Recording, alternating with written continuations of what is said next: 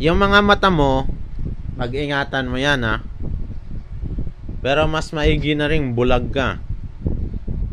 Kasi pagdating ng araw, baka mamaya mai-connect yan dun sa pulis.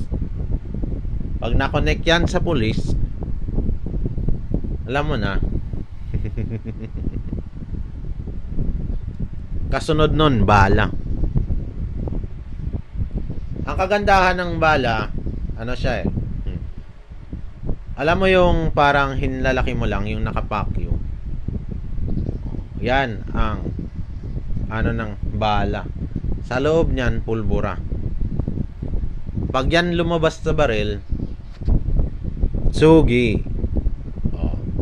Pero yung bumaril ngayon, may mata. So paano yun?